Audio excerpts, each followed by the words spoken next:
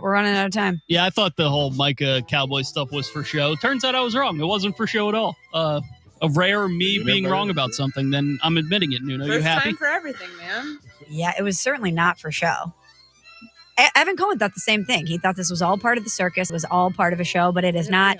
Micah Parsons, a member of the Green Bay Packers.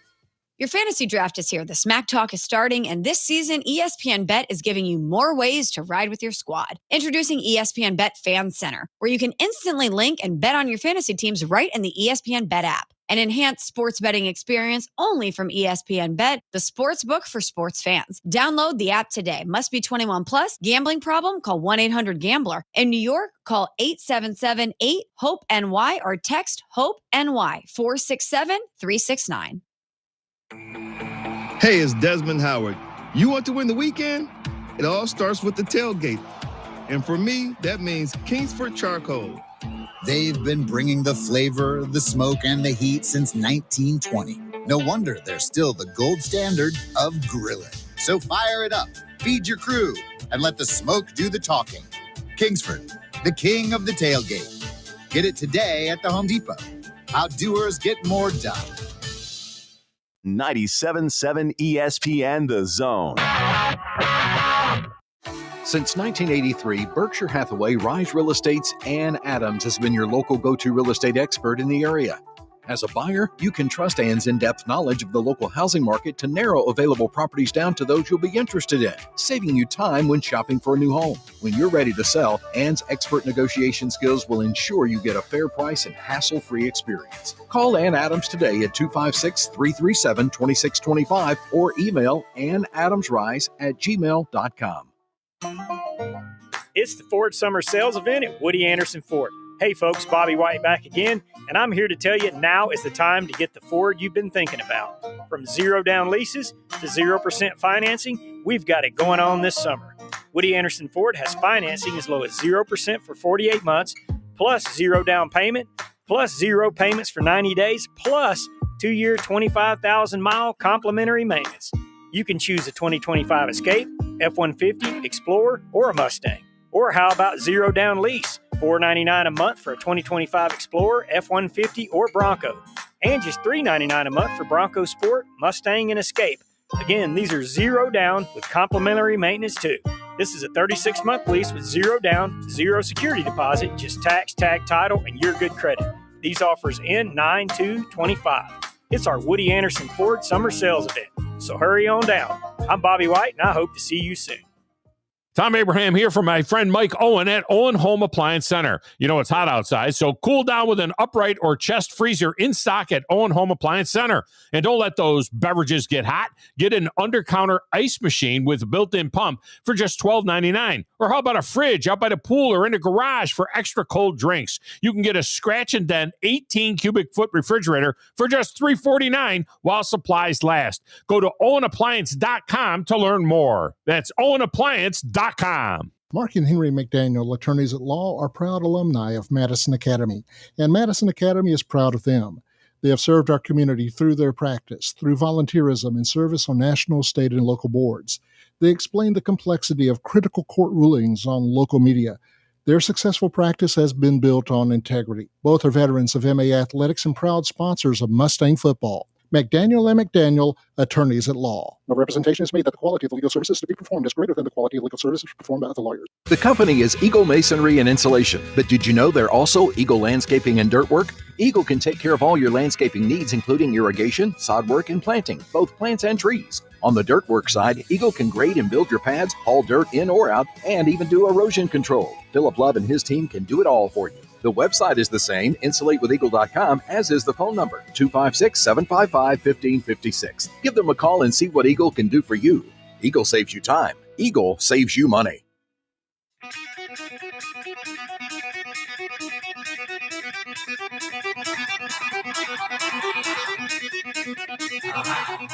Welcome to Talkin' Ball with Scott Tyson and Drew DeArmond. Call into the Neighbors Wealth Management Hotline now, 256-576-4977. That's 256-576-4977. Now, here's Scott and Drew. There we go. We're back. We're off. We're running. We're live. We're everything. And this thing just does not want to stay up. There we go. Now we'll see if we can get it to go. All right. Welcome in. Talking Ball, 97.7 ESPN The Zone. Scott Tyson, Drew DeArmond. It is a Friday morning. We have made it to the end of the week. And once again, I say this with pleasure. It is 58 degrees outside. Your high today is 85. Folks, this is like Chamber of Commerce football weather. You could not draw it up to be any better than what we will have tonight around the Tennessee Valley for high school football. So if you are aching to get out to a high school football game, tonight is the night to do so. 256-576-4977. There was some action on the high school gridiron last night.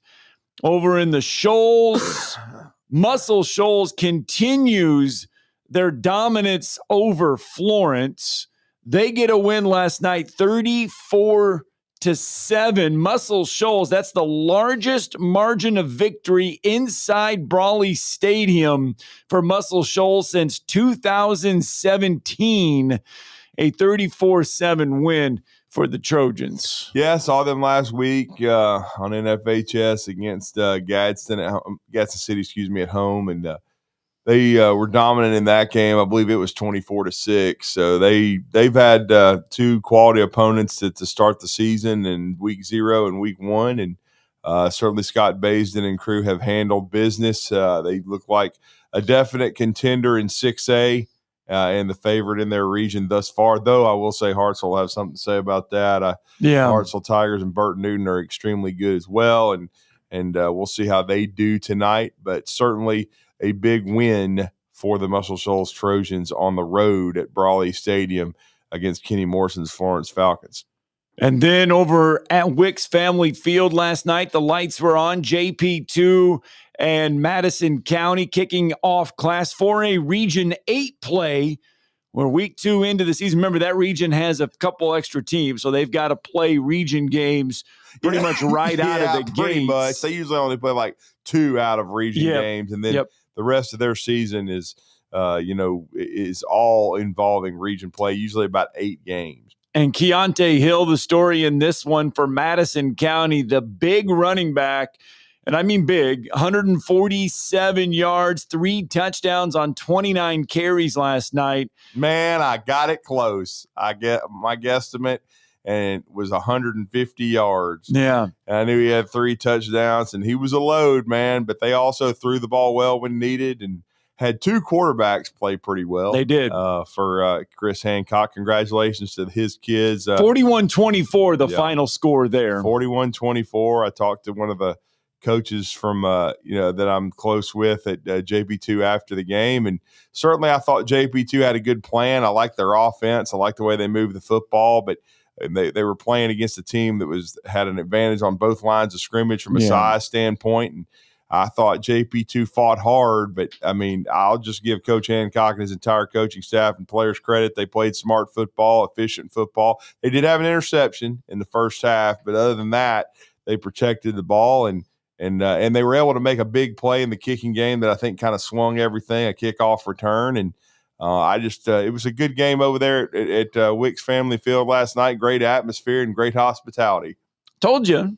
They have it. They found something. JP2 has found something with having their home games there at Wicks Family Field. They found a little bit of electricity. Thursday night lights for the Falcons, and it was outstanding, and enjoyed myself. And it was a good high school football game. And kudos to certainly to Madison County, who I think has got a chance to be in playoff contention, no question about it. But I will say, in Coach Kevin Crehan's second season, that the Falcons are improved. Talking to Chris Hancock before the game, head coach of Madison County, he felt like his team. Now, they opened up last week with a loss at Boaz. 28-7 to Luke Pruitt. Yeah, he felt like they left about maybe 21 points on the field. Mm-hmm. Like they just could not get things just right, and they had chances. Yeah. And he felt like they left some points on the field that they could have got a win against Boaz in that season opener, should have got a win against Boaz. So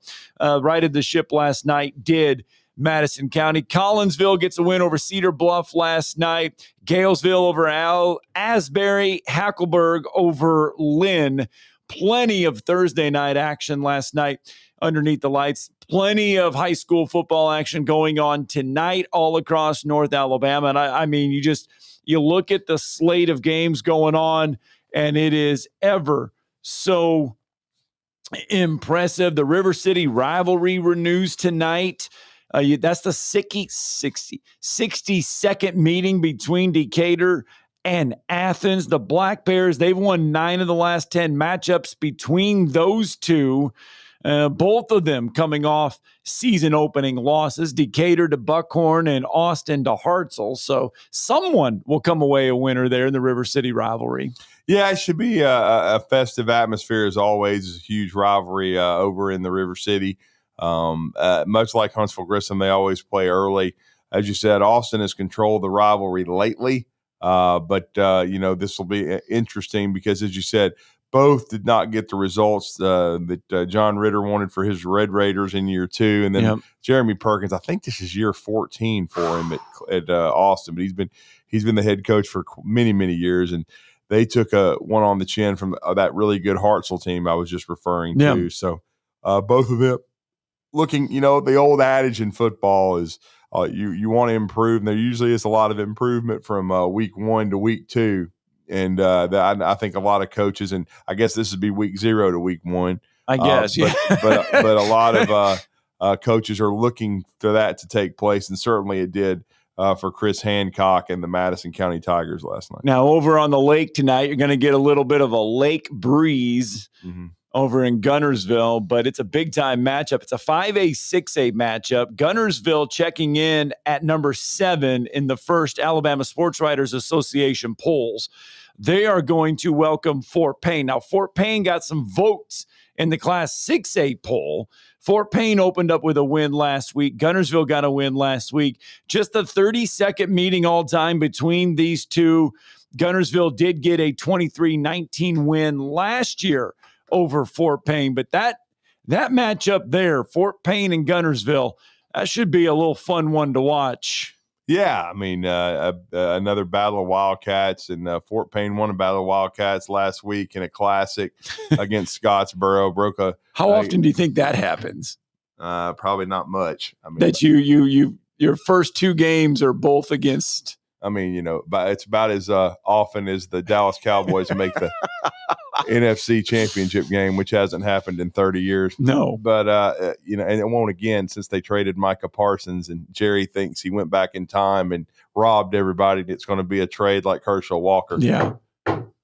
Hey, I tell you what. You want to know why it's not going to be Herschel Walker? Because a guy named Jimmy Johnson, who's in the Hall of Fame, is not running the draft. That's why it's not going to be. Because I'm sorry, the Jones family doesn't know how to run a draft. They don't know how to build a football team that can win because they've won one playoff game in 30 freaking years. So I'm sorry. I tell you what, I know we're getting sidetracked, but that's good.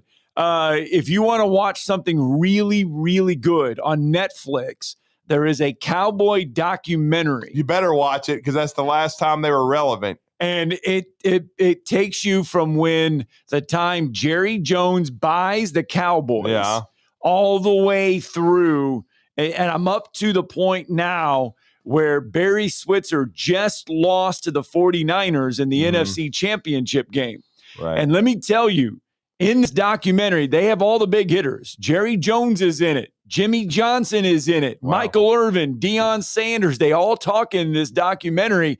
And Jerry Jones and Jimmy Johnson do not hold back on each other as far as what happened in that tenure there in Dallas. On like who deserves the credit, who should get the credit for the Herschel Walker trade, to the point where they talk about the split and the fact that they were at an NFL owners meeting or the spring meetings or whatever, summer meetings in Florida. And Jerry Jones walks by and says, let's toast the Super Bowl. And Dave Wanstead and his wife is there. Norv Turner and his wife, Jimmy Johnson and his wife are there. And Jimmy just crosses his arms and doesn't raise a toast. And that was the straw that broke the camel's back. And Jerry Jones was like, I'm going to fire that MFer. Yeah. I mean, it was this documentary on Netflix is like, wow. It's good. Very good. And you learn about the White House as well. And I'm not talking about the one in D.C. Yeah, there was another one in Dallas. Ain't no telling. Anyway. It's like North Dallas 40, the reality. if anybody's ever, speaking of football movies, people don't talk about very much. But, yeah, I'm just saying. 40? North Dallas 40. I'm telling you, if you just want to see something. So I got to watch that one. I don't know if I've seen that one. Yeah. Nick Nolte. Okay. 256-576-497. Oh, by the way, we're sending out positive vibes once again this Friday. We're going to do it each and every Friday because we need we need it to happen. Columbia High School now will try to stop their 92-game losing streak. They couldn't get it done last week against Priceville. They're going to try to do it again this week. Sammy Coates and company making that short drive over to Wicks Family Field. Yeah, they're going to be at the palatial Wicks Family Field against the Huffman Vikings, alma mater of Andre Smith. They're trying to do everything they can. They're rolling out. They're doing everything they can. They're going to put a little excitement into Wicks tonight. Come on, Columbia. Let's not get it to 93. Let's stop it at 92. Program, so this should be an opportunity for Columbia to step up and hopefully have a great night tonight. We certainly are going to be rooting for them. They took it on the chin a little bit at Priceville last week, 53-6. But Sammy Coates trying to reset the culture there, and certainly this Huffman program has seen its better days also. So, yeah, I think they're 1-19 or something like that in their last 20. Let's see if the young Columbia Eagles can step up tonight. All right, so there you go. Hey, make sure you download the 97.7 ESPN The Zone app. Got a lot of high school football coming your way on the 97.7 ESPN The Zone streaming network, our family of games. You will be at Milton Frank Stadium. You've got a little Mae Jemison. You got a little Huntsville going on there at Mae Jemison tonight. Yeah, rivalry. Huntsville won it impressively last year, and Mae Jemison's got some talent led by Hezekiah Harris, who will make his final recruiting decision, according to social media, on Monday, Labor Day. He's been committed to Auburn for over a year, but he has a final three of Auburn still in there, but Tennessee and Florida. So we'll see what Hezekiah Harris' ultimate decision is. Saw him play against Huntsville last year. He had an impressive game. I think he had a sack and a half, so played pretty well. And certainly he's going to have to play well tonight. He will be one of the big keys for Rico White's Mae Jemison Jaguars if they want to knock off Jimmy Gay's Huntsville Crimson Panthers, who are coming off of a 43-6 thrashing of Hazel Green, where they, Wyatt Smith, senior quarterback, played very, very well, very efficient, 3 touchdown passes. Bryson Grissom really did a nice job. Mikael Ellison at wide receiver made some big plays, and so and then of course Drake as well. So they had 3 guys step up, and they didn't run the ball as well as they wanted to, but they've been a little banged up in the backfield. So hopefully, I know they'll want to run the ball better tonight against Mae Jemison, but it should be an interesting all-city battle tonight in our Huntsville City game of the week. All right, let's go on to the phone lines real fast. Let's get Brandon in on a Friday morning. Good morning, Brandon. Good morning, sir. Good morning. Good morning. Wanted to reach out and let you guys know that despite despicable tragedy down here at Spring Garden, we're going to try to have a good night tonight. They're going to give away the final rings to Ace Austin and the girls for winning their state championship tonight. Awesome. And going to be good to be able to be there for that. So I probably would have remained silent and been out for a little longer if I hadn't wanted to call and told you guys that. But it's a pretty big deal. And best wishes to Columbia tonight. I hope they do well. And I hope that they finally get that off their back. And y'all have a good rest of the day and roll tide, gentlemen. Thank you, Brandon. Yeah, we're pulling for Columbia, and it should be a special night there at Spring Garden. Big night. It's been a tough week for the Spring Garden family. Our thoughts and prayers go out to everybody in Spring Garden. They were so gracious to us that we feel like We feel like we are part of their family because of everything they did for us.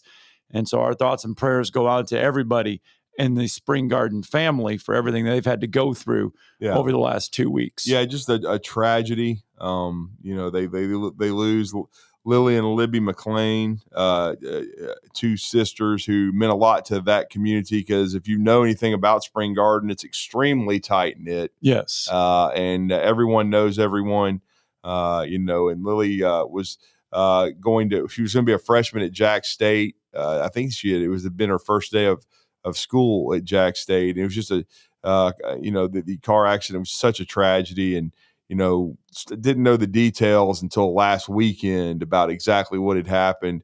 But losing her and her sister much too soon, and Libby was only 12, and she had a very bright future. So thoughts and prayers out to all the people there in the Spring Garden community.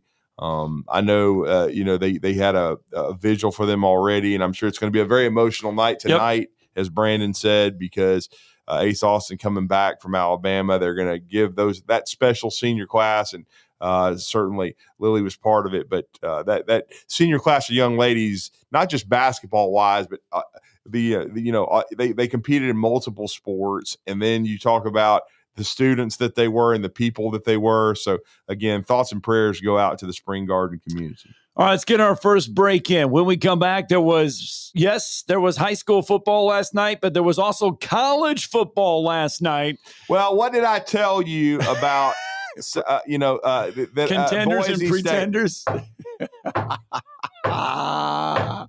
I hope you saved your tickets from your playoff game last year, because your ass ain't going back. Goodbye.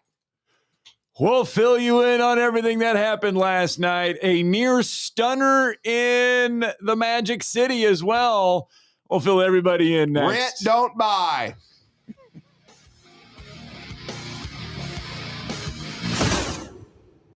You're listening to Talkin' Ball on 97.7 ESPN, The Zone.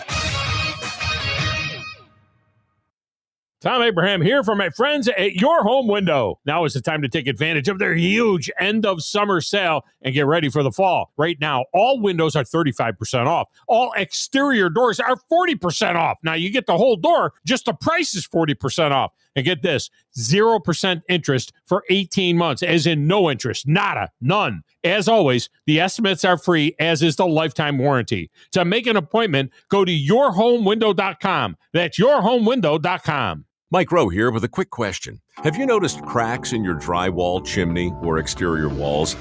I hope not, because if you have, they could be indications that you've got a much bigger problem with your foundation.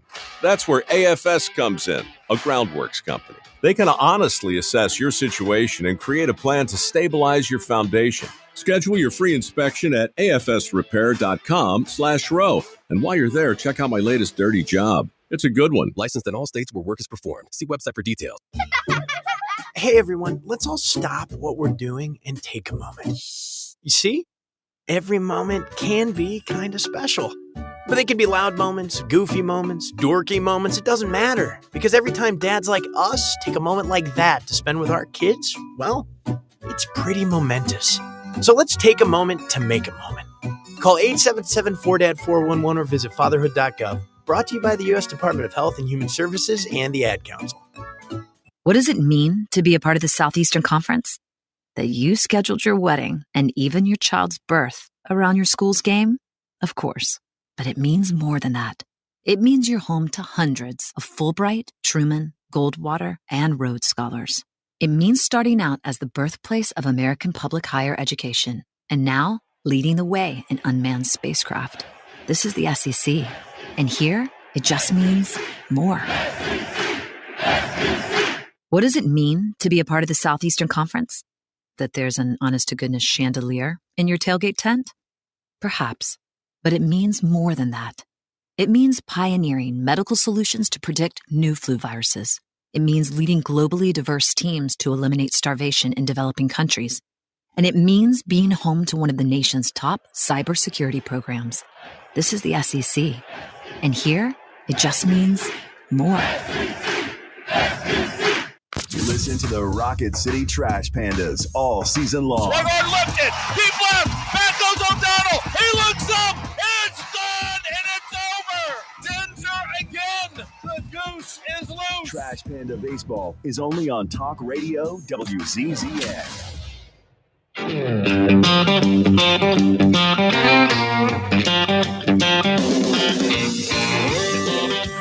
All right, welcome back. Talking Ball 97.7 ESPN, The Zone. Plenty of college football going on last night.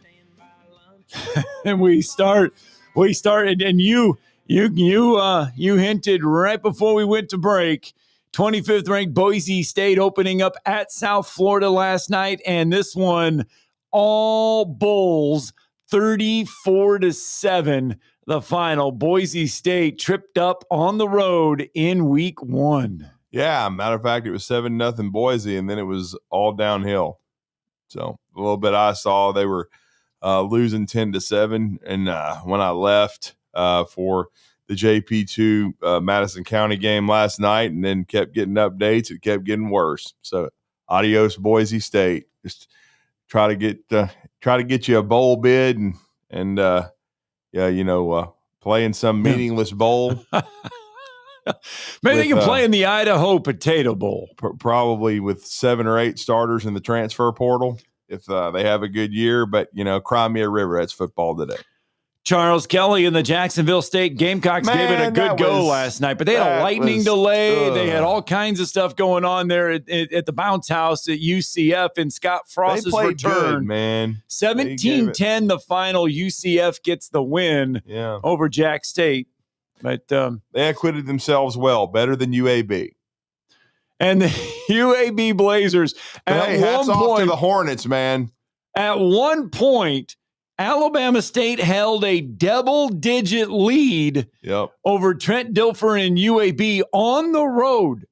Now, UAB found a way to get a win, 52-42. But let me tell you, Alabama State pushed UAB around in this one. Make no mistake, this is UAB had a scare last night. No, I mean, kudos to the SWAC and the Alabama State for acquitting themselves so well on the road at Protective Stadium. They scoring 42 points, and as you said, at one point having a 28-17 lead, I believe, over UAB. Andrew Bodie, Alabama State quarterback last night, was 18 of 24, 312 passing yards, 119 rushing yards, and had 5 total touchdowns. Wow. UAB is really good defensively. That is soft as church music. But, I mean, that's at least what the problem was last year. Sounds like it's still a huge problem. But at least UAB found a way to get a win. Probably had a Birmingham Stallions crowd. Is that your rent don't buy for Trent Dilfer rent? Because it and hey, look, from what I understand, the Stallions are saying more power to them. Yeah. But let's just say the crowds ain't huge. So Jacob Clark, I know nobody knows. I mean, you're like, who the heck is Jacob Clark? That is Bill Clark's son. Yeah. And he took to Twitter last night. He took to X, and he said, I'm quiet about UAB most of the time, but you know what? Screw it. These announcers always say give Dilfer time because it takes time to turn a program around. What? My dad had UAB winning 9+ games every year when they couldn't go to a bowl game. Show some respect for what he did. Well, I mean, Dilfer is a guy that's liked by the media. He was a member of the media. He did a good job in that regard. He did a good job at Lipscomb Academy as a high school coach. Thus far at UAB, it has been underwhelming. Now, I don't know if he's going to get it going. We'll see, but I just have to tell the truth. It has not been pretty for UAB under Trent Dilfer. Right. And Bill Clark even stayed with the program when they discontinued it stupidly. And then they decided to bring it back smartly, and he built it. And as soon as they got back, they were winning. And so Bill Clark's a hell of a coach. There's no doubt about it. He knew how to win at UAB and knew how to win in our state. he was a guy that went from great high school coach at Prattville to, defensive coordinator at South Alabama under Joey Jones, and then head coach at Jack State, then head coach at UAB, and he won everywhere he's been. To me, he's a true Hall of Fame coach. And so far on the college level at Dilfer, it has not been pretty. All right, the other game that we were kind of looking at last night, and Cincinnati, I did not realize this. Cincinnati gave up a home game to move their game to Kansas City, to play it at Arrowhead Stadium. That should have been a Cincinnati home game. Mm-hmm. Cincinnati probably had about 50 fans in the stands. The rest of it was all Nebraska, as that's a short drive from Lincoln down there to Arrowhead Stadium. It was a good game. But Nebraska gets a win, 20-17. Late interception, deep in their territory. They pulled it out. And so Raiola in his second year, is already a team captain. And Matt Rule trying to turn Nebraska around. They got a 20-17 win over Scott Satterfield and Cincinnati. So in the battle of Big Ten and Big 12, it's that's odd to say, isn't it? It's still odd with Nebraska, but it was a good win for the Cornhuskers, and we'll see. And Scott Satterfield had a lot of success at Appalachian State. Louisville was a little up and down. Now he's at Cincinnati, and we'll see what he can do with the Bearcats, who've had a good program. And speaking of their former coach, Luke Fickell, he got I think tougher than anticipated 17-0 win, I believe, over Miami of Ohio. It was, yeah. Wisconsin, because that's interesting because Alabama will play Wisconsin, the Badgers in week 3. As they travel to Tuscaloosa, a return trip from last year's game there in Madison. That game is in Tuscaloosa, not Florida State and Alabama. Florida State and Alabama is in Tallahassee. Where there's a good chance for some rain. With Keith Jackson, I mean, he always used to say that so pretty. When he would say Tallahassee, it would said just a lot roll, of things so pretty. It would just roll off his tongue. Tallahassee. Yep. It would Swapping paint. Oh, man.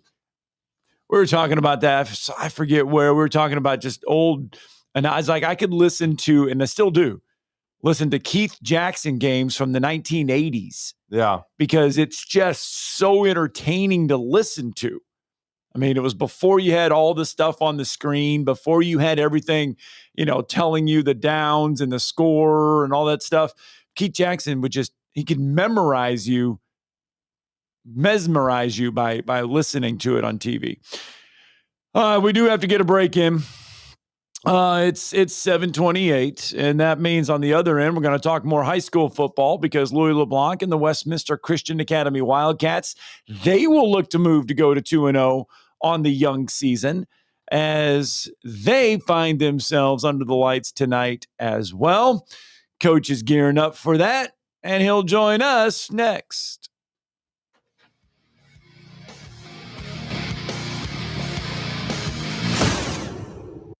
You're listening to Talkin' Ball on 97.7 ESPN The Zone. Your Fox 54 weather brought to you by Tellini's Italiano. I'm Chief Meteorologist Jordan Dressman. A mostly to partly sunny sky this afternoon. Temperatures climbing into the mid and upper 80s, dropping into the low and mid 60s as we head into the overnight. A partly sunny sky for your Saturday. Once again, temperatures climbing into the mid and upper 80s and then dropping into the lower 60s. Overall, it looks like it's going to be a fantastic Labor Day weekend. Your Fox 54 weather only on 97.7 ESPN The Zone. By now, you know about Eagle Masonry and Insulation, and maybe you know that Eagle also does landscaping and dirt work. But how about after paint work? Shower doors, shelving, and mirrors, all taken care of by Eagle, the same Eagle that takes care of all your masonry, insulation, and landscaping needs. Eagle brings the same level of expertise to all these disciplines, and they're ready to provide you with a free quote. The website is the same, insulatewitheagle.com, as is the phone number, 256-755-1556. Give them a call and see what Eagle can do for you. Eagle saves you time. Eagle saves you money. Isn't the story of the prodigal son an amazing story? Basically, a rowdy boy who literally wished his father dead ran away and consumed his wealth with hard and fast living. Yet the father looked for his return every day, and when the boy got tired of eating pig slop, he decided to return. What did the father do? As soon as he saw that boy, he ran to him, threw his arms around him, and killed the fatted calf for a great celebration. Hey, I'm John Dees, pastor of the Cross Point Church. If you're looking for a church home, come see us, smack dab across the street from the YMCA in Madison. Normally, when you call a roofing company, all you hear is, you need a new roof. Not when you call Fleming Roofing and Restoration. Since 1965, the folks at Fleming have been focused on what you need, whether it's an easy repair or a full roof replacement, commercial or residential. And when it comes to storm damage, you want Fleming on your side. They know all the ins and outs of insurance claims and will guide you through the entire process. Log on FlemingHSV.com and book your free estimate today. Fleming Roofing and Restoration. We show up. Tom Abraham here for my friends at North Alabama Mortgage. Did you know that average home equity is at an all-time high? But so is average consumer debt. Even though rates are higher now, you can use your equity to pay off your high consumer debt, student loans, etc., then refi when the rates drop. Don't put off that new home purchase. When rates drop, prices will go up. Buy now and get the best price and then refi when the rates drop. This is the time to talk to the experts at North Alabama Mortgage. Visit NorthAlabamaMortgage.com for more information. Calling all UAH Charger students and parents. Welcome to Nexus, the first student apartment community built especially for you. Nexus is brand new, located next to the UAH Fitness Center. Enjoy your own bedroom, bathroom, fully furnished units, kitchen, washer, dryer, study room, and game lounges. And best of all, an easy walk to campus and classes. Call today to enjoy the complete college experience. Move in before fall classes start. 256-683-3939. And go Chargers. The Atlanta Braves. Cranks one high in the air to deep left field. That's going to fly away. It's a 3-run homer. And Sean Murphy off the injured list and onto the stat page with a 3-run homer off Zach Wheeler. All season long on 97.7 ESPN The Zone.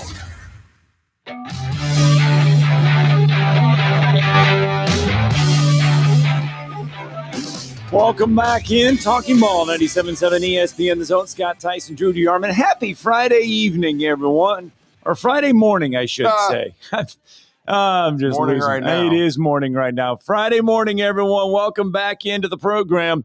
And this Friday evening, there will be plenty of high school football going on. One of those games, the Westminster Christian Academy Wildcats, head coach Louis LeBlanc, they're going to pay the power bill. They're going to turn on the lights and take on Plainview tonight. Remember, last year, Westminster Christian Academy traveled to Plainview. Hard-fought game up there.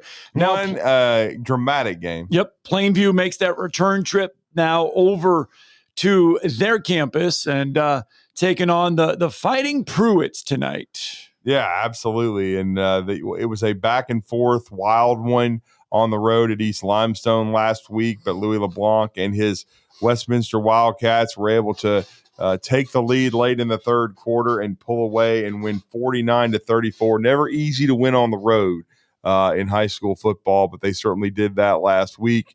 And kudos to them, and they will have their home opener for this 2025 season, and it's a region contest as well, as we talked about how big that region is over there for a Region 8. But we're honored to talk to Louis LeBlanc each and every week, and we're going to talk some Westminster Wildcats football with him right now. Coach, good morning. Hey, good morning, man. How are you doing, sir? I mean, obviously, it was a little bit of a slow start for your team, but I know you're big on mental toughness and your kids responding to adversity, and they certainly did in the first half last week on the road. Yes, sir. First half looked like we were getting the practice that we needed and missed earlier in the week with weather and lightning and all the other things. I mean, the number of hours logged on the field were pretty low, and I felt like it showed up in the first half, and the guys settled in and defensively started getting some stops, and offense was clicking from the first drive. Had a couple little sputters here, but man, they did a phenomenal job putting points on the board, obviously, especially in that second half. What did you learn? Obviously, you make those adjustments from week 1 to week 2, but 0 to 1 here in this case. What did you learn most about your team, though, after that first game that maybe you didn't know going into it? Well, with the way our limitations are on practice and how much you can do and the number of padded practices that you can have and whatnot, and then even with schools starting so early and it limits 2-a-days, you just always wonder about the physicality of the team and I was really proud of the opening kickoff, just watching our kickoff guys run down the field, be physical against a bigger school, bigger opponents, and be physical and set an edge out there, and then come in and make a great tackle. And it showed me something that the guys were hungry and crave being physical. And so that's always a question for me early in the year is just how we're going to come out and how physical are we going to be. And I was pleased with what I saw. No question. And then it's always interesting too. And I saw it last week with Wyatt Smith at Huntsville, and I was monitoring how Houston Scott played, but we talked about him last week, Coach, and what a key he's going to be for your team. But this is his second full year starting, and it's always interesting to see a kid grow, become so much more comfortable, and then respond the way he did, not turning the football over and throwing the football as well as he did with 4 touchdowns. Yeah, you always look for growth in any player, but when you see that quarterback spot, I feel like that's exponential growth because it makes other people better, and it obviously ups your chances for success offensively and then as a team. And to see him be thrown in the fire, to see him respond the way he does, to remain calm, to keep guys focused, and then deliver the ball when it needs to be delivered, and get guys lined up. We put in multiple personnel groupings, which is something that we haven't done a lot of in the past, but this year we had multiple personnel groupings. So for him to get everybody in there, understand everybody's personalities and what this guy knows and doesn't know very well, and making sure this guy's lined up and trusting others to get themselves lined up, just being a coach on the field, that's what you want from your quarterback, and the guy that's trying to look at everything from a different perspective than what you get on the sideline, and then being able to communicate that back to you makes it a fun night. Mm-hmm. You kind of spread the ball around last week as well. I mean, Jason Rutledge had 3 touchdowns, 102 yards, but you had 8 different receivers catch at least 1 pass, 5 different receivers catch multiple passes. So, I mean, you were able to spread the ball around quite a bit. That's the goal. I mean, we never go into a season saying we got to get this guy the ball 100 times. I mean, we look at playmakers, and we want to obviously get the ball in playmakers' hands. But for me, over the years, the most successful we've ever been is when we've had multiple threats on the field and have the ability to stretch a defense out, make them a little thinner, and then having a quarterback that's intelligent enough to get that ball there and has the ability to do it. So I love it. I love seeing more and more guys with the ball in their hands and producing on the field. I love seeing, more guys involved. One that obviously helps just with team morale, but two, it helps with, with injuries and hopefully keeping guys from being as banged up because they're having to carry a disproportionate load. And even at running back, we feel like we've got a few guys that could get back there and do some good for us behind the line of scrimmage and finding that open gap. So, it's something that we work for every year. We hope that we've got the talent pool to be able to do that. And this year we're blessed to have some guys that are confident to step up, make plays when needed. And Houston trusts those guys and doesn't mind getting the ball to them. And our boy Saber, his first start, I'm assuming, because he was a guy you were developing last year, had never played football before, but he gives you, over 80 all-purpose yards and a touchdown. Yes, sir. It's funny. Halftime, we had to get some things right at halftime. We just felt like we were sluggish and playing a little slow. And I said something to Saber. I just said, man, you got about a millisecond to see it and put your foot in the ground and go, man. There's no more dancing in the second half. And so he did that. And then after the game, he's such a good kid. He came up to me and goes, Coach, thanks for holding me accountable at halftime. And I just love that kid. He just wants to do well, and he wants to help his team do well. And just such a great young man, And so I said it last week, but I still marvel at his vision as just a second-year football player. He's got a great knack to play running back, and man, I'm glad he's wearing black and red. How did you think the offensive line and defensive lines looked last Friday? Man, D-line played high. O-line played slow in the first half, and we had to get them down. We had to speed up that O-line. O-line got challenged at halftime too, and they're supposed to be the foundation of our team and the rock that we build things on. And so they got challenged at halftime, and I felt like they answered. And Houston had more time to throw. Holes got bigger. Running backs got more yards. Time ticked off that clock, and we put 5 touchdowns on the board in the second half. So one of those being a special teams touchdown, but it's 4 offensive touchdowns. So that was huge for them to go back out there and do that. And again, I don't know what caused that in the first half. We never hope that they start slow so we can have another cardiac cat comeback in the second half. But just seeing those guys put the pieces of the puzzle together for me has always marked great teams here. That the guys are smart and they understand. They can take the instruction. They can learn the adjustment and then go out and do it. But personally, I just feel like a lot of personal adjustments that guys made in mindset or just in the way they were attacking their job. So we went back out and ran a lot of the same things. Had a few wrinkles here and there, but for the most part, it was I guess gut check time. Well, and speaking of that, 2 of the biggest plays of the game, one on 4th down, the big and Drew Schaefer talk about that 33-yard touchdown run on 4th and 2. And then what is it about Tinsley's, but a blocked punt and a return for a TD, pardon me, with TVs all around me. But a blocked punt for a touchdown, 2 huge plays, one in the kicking game that I know is very important always to Westminster football. And then, of course, being able to convert a 4th and 2 into a touchdown. Well, I'm going to start with Drew Schaefer.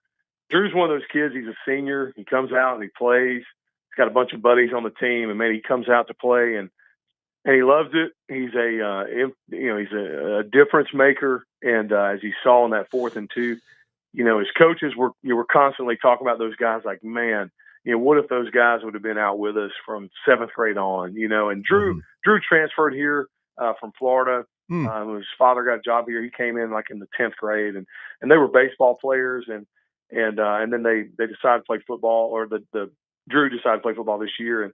But so he wouldn't have been able to be with us from 7th grade on, but just we think about those guys like him that are seniors or juniors that come out for the first time. And I wish I could broadcast Drew's story, to the young kids at my school and just say, guys, man, come out. You just never know what you're going to develop into and the fun you'll have and the impact you'll make and the friendships you'll forge. And so Drew is a perfect example of that. And he gets in there, has 1 carry, he scores a touchdown on a critical 4th down. Awesome.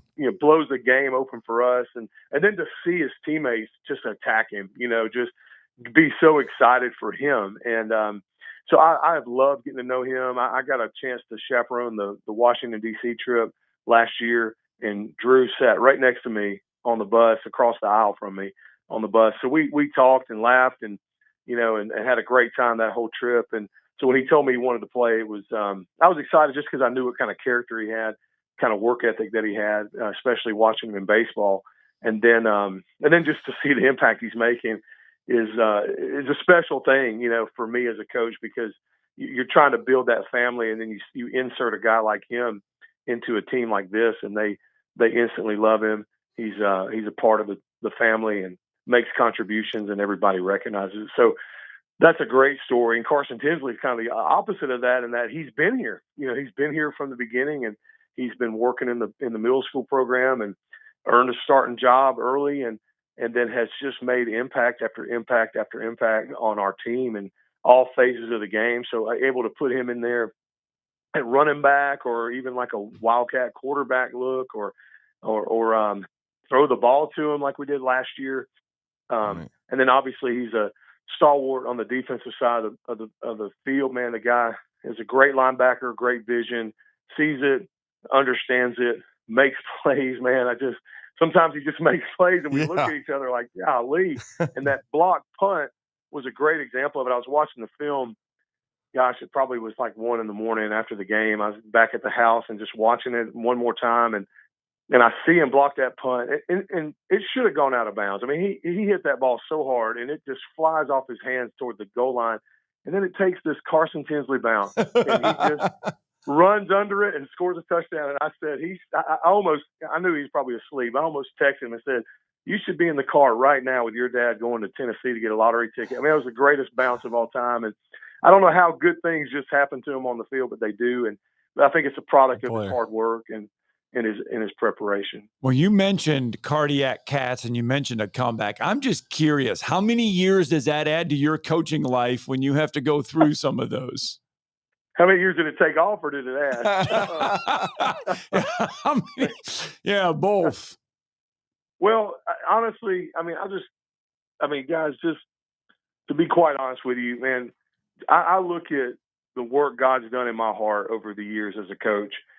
From when I started out coaching 27 years ago, and everything hung on the success and losses of our teams, and that I was a part of. And man, I was the greatest coach in the world when we played well and won, and I was pathetic when we lost. And I lived like that for years. And I'm just thankful that you had some men that would hold me accountable, pour into me, and challenge me, and where I find my worth. And so these moments like that in the first half, over the years, maybe I'm just getting older, I really do think God's done something in my heart where I'm calmer. I trust what we've done in preparation. I'm wise enough to look at the field and see when we're outmatched or when we're just not playing well. And if we're not playing well, I trust my coaches that they're going to be able to get things communicated to the team. And I've mentioned this many times. I've got a great staff. I've always had great staffs here, and I trust those men with these young men. And we talk as coaches, and they talk with the players, and I cap it off at the end of halftime.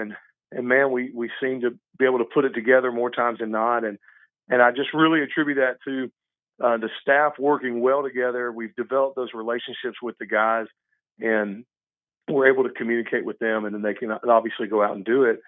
But so it's just kind of funny. I look back at when I was a young coach back in 1998, my first year, and I imagine how that guy would have handled games like we've had here, being down at halftime and coming back. I probably would have, just been passed out on the sideline and worry and fear. But man, I'm thankful for growth in my own life, and it's a lot more enjoyable, on this side of that equation than it was worrying so much about everything. And I still worry. I still want it to be well, but being able to just calmly look at what's going on instead of being frantic, and so I love those games, and those games are some of the ones that we obviously talk about here more than anything. Those magical comebacks, those cardiac cats, and makes it a fun Friday night. Well, and finally, Coach, it's a 4A Region 8 opener. You had a classic with them on the road last year. They're coming to you, but Coach Dale Pruitt kind of playing possum on you. They had a bye last week. That's, man, golly.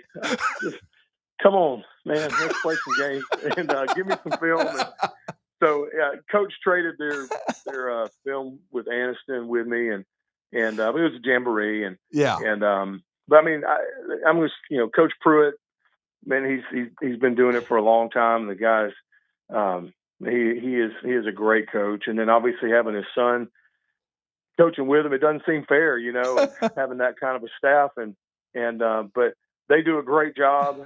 Big things going on in Plainview there, and Coach was telling me a little bit about the things that they're doing to expand and build and make their facilities better, which is going to ultimately help their team. And then, being on the basketball court this past winter for a few games, and we had to coach against Plainview and got to see those athletes up close, from the sidelines. Right. And man, they're talented. And Coach Pruitt and his son, they know how to use them. They know where to put them. And that Owen Hope is a tremendous athlete, and got a chance to see him a little bit this summer at a camp that I took my son to and watched him compete there.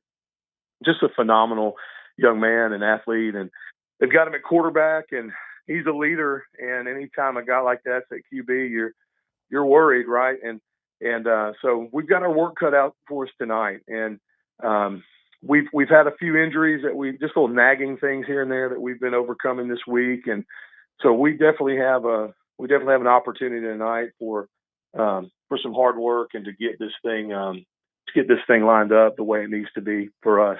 Well, best of luck tonight, Coach. Yeah, we wish you the best of luck. We'll have it on our streaming network on 97.7 The Zone. Look forward to the call. And the Westminster Wildcats trying to go to 2-0 and 1-0, more importantly, in 4A Region 8. And we look forward to speaking with you again next week. But good luck to you and your players, and Godspeed. And we always enjoy the conversation. Always, man. I thank you guys and look forward to this every week. Thank you, Coach. Thanks. Appreciate you very much. Louis LeBlanc, head coach, Westminster Christian Academy, joining us. And let's get a break in. We'll wrap it all up with hour one next.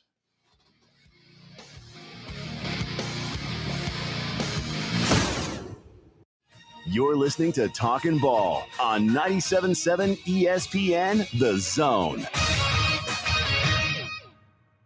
Specializing in simple and affordable rentals, McCurry Van and Car Rental can make sure you have just the right vehicle for your next family vacation, weekend getaway, or if you just need transportation while your vehicle is being repaired. McCurry carries Ford Transit vans and Mercedes Sprinter vans, trucks and work vans, and more. And they offer discounted rental rates for long-term rentals. Now with 4 locations: Athens, Muscle Shoals, Coleman, and Huntsville. Log on McCurryRentals.com to make your reservation now. That's McCurryRentals.com. I'm here with Stan McDonald of Jacob Title. Stan, I've heard that every real estate closing at Jacob Title is a very big deal. Why is that? Wes, I'm reminded of a very impactful statement that I heard from Coach Gene Stallings years ago when he talked about big games and little games. He said he didn't like that comparison. He says, because try losing one of those little games, and if you ever do, it ends up being the biggest game all year long. Well, it's the same thing with real estate closings. Every game, every closing is a very big deal at Jacob Title. Because when it's your closing and your contract on the line, it's a very big deal, and we understand that at Jacob Title. So it sounds like whether your client is a first-time residential buyer or a multi-million-dollar investor, they can expect your A game. That's exactly right. As a matter of fact, when you bring your real estate closing to us at Jacob Title, we understand it's all about trust and confidence. And when Stan McDonald tells you that a chicken dips snuff, you can look under his wing for the box. And like Beebs likes to say, there's no doubt about it. Firehawk Aerospace is a non-traditional defense contractor advancing the state of propulsion to strengthen the U.S. Defense Initiative. Founded in 2019, Firehawk Aerospace established early leadership in manufactured propulsion with the development of 3D printed hybrid rocket fuel grains. Visit firehawkaerospace.com to learn more. That's firehawkaerospace.com. Since 1983, Berkshire Hathaway Rise Real Estate's Ann Adams has been your local go-to real estate expert in the area.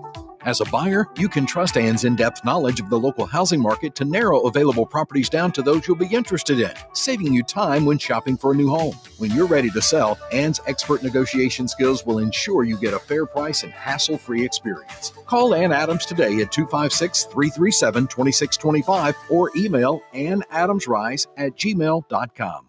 Since 1986, Full Moon Barbecue has been cooking quality meats low and slow over a hickory wood-fired pit. From ribs and wings, brisket, turkey, catfish, and sausage to the best butts in town. If you're planning a holiday or a birthday party, Full Moon has a large banquet room. And Full Moon is ready for your next catering or tailgate. Just call us and we'll take care of everything. 256-713-0070. Full Moon Barbecue on the Parkway next to Costco. The best little pork house in Alabama. This segment of Talkin' Ball is brought to you by University Kia, the #1 volume Kia dealer in the state of Alabama. Located online at universitykia.com.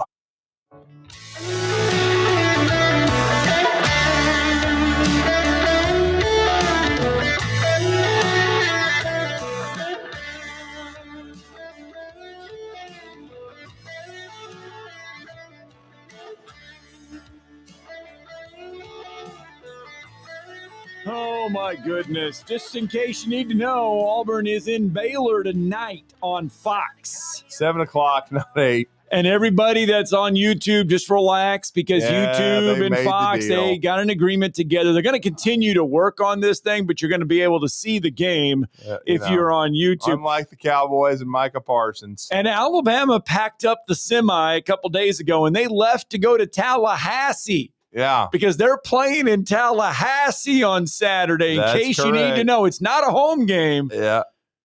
They play Florida State at home next year. Next year, yes. But we will be talking with Rodney Orr in the second hour, previewing and getting his thoughts on Alabama, Florida State, because there's been a lot happen this week, and unfortunately, a lot of it's not good. And Alabama's got, they're banged up. They're going to be without 3 starters. And so we'll see how that affects them against Florida State. We'll see how the weather affects them. Right. Certainly all of that is factors in Tallahassee. Yeah. I know a lot of people are going to sit there and say, well, Kalen DeBoer said this is going to be a hard spring. It's going to be a physical spring. I mean, does that have anything to do with these injuries, the physicality that they went with? Yeah. I mean, they had a very physical spring and fall camp. Our good friend Josh Pate was at the final scrimmage a couple weeks ago, and he said it was as physical a scrimmage as he's seen. And so Josh will, in his new role with ESPN and On3, he's going to be in the horseshoe watching Arch Manning's debut as a starter. And look, I don't consider that a debut last year, even though I know he started 2 games. Yeah, I'm just talking about the full-time QB1. And then Julian saying, he had his cup of coffee at Alabama, and now he's trying to fill the shoes, of Will Howard, who brought a national championship to the Sucks last year. All right, coming up here in just a minute, Bob Godsey's going to join us. And by the way, Louis LeBlanc joined us. Bob Godsey will join us. Need to say thank you to Sportsman Orthopedic Surgery and Spine Center. They are the official medical and training providers for both Westminster Christian Academy and the Madison Academy Mustangs.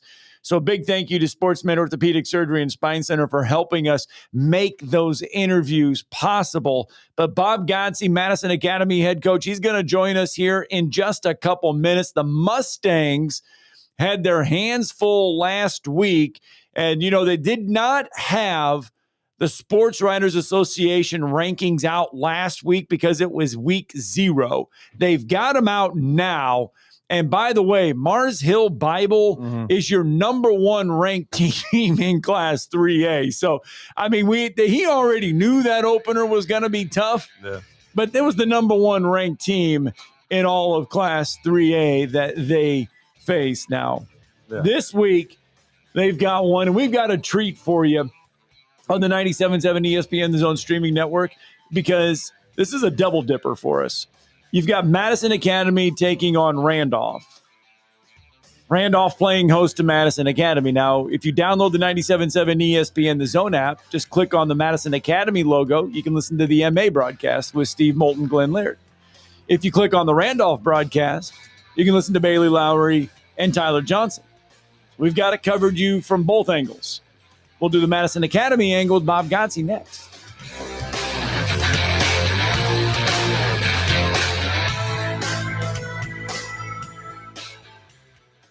This is Brent Musburger's VSiN Action Update on 97.7 ESPN The Zone. Drivers who switch to Progressive have an annual savings of nearly $750. Progressive.com. Kyle Schwarber, 4 home runs, a franchise record 9 RBI as the Phillies dropped the Braves 19-4 yesterday. It's Ranger Suarez for the Phillies today, $1.82 favorite against Bryce Elder of the Braves, plus 149, 9 under the total. Kyle Larson, the plus 550 favorite to win Sunday Southern 500 at Darlington. College football tonight, it's Auburn, a 1.5 road favorite at Baylor. The total is moved from 57.5 to 58.5. Tomorrow, Alabama, 14-point road favorite at Florida State. The total has moved to 49.5. North Alabama, 27.5-point road dog at Western Kentucky. For more, go to VSIN.com. Mike Sennett, 97.7 ESPN The Zone. WZZN, Union Grove, Huntsville, Alabama. 97.7 ESPN The Zone. SportsMed is the official team physicians of the Rocket City Trash Pandas. And if the pros trust SportsMed, you can too.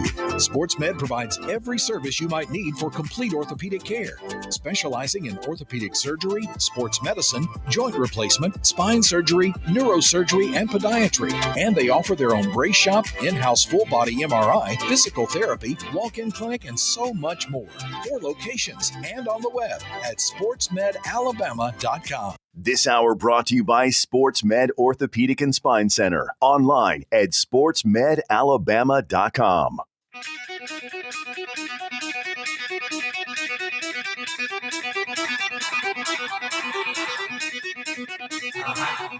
Welcome to Talkin' Ball with Scott Tyson and Drew DeArmond. Call into the Neighbors Wealth Management Hotline now, 256-576-4977. That's 256-576-4977. Now, here's Scott and Drew.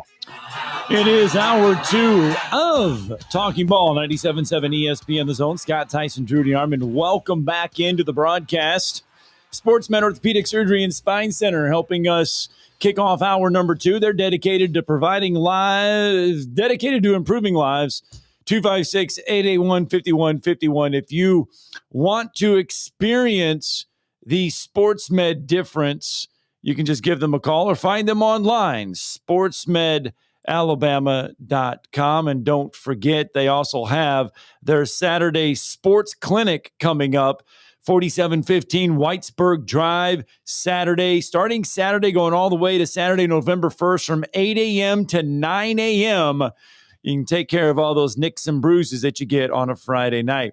We mentioned going to break, Drew, that last Friday, Bob Godsey, head coach of the Mustangs, he knew he was going to have a hands full going over to Mars Hill Bible, a very good football team. And indeed, Madison Academy had their hands full, but I can imagine after going back and watching the film and watching everything that he learned a few things, maybe some good things about his team on Friday. Yeah, no doubt about it. And this is going to be definitely a game you kind of refer to where you check your oil and know where you are. And it certainly was a back and forth contest for much of the first half, but a machine-like effort from Mars Hill. They score on their first 8 possessions. We know how good they are up front and on the lines of scrimmage, and we talked to Coach Bob Godsey about that last week, and they were expecting it.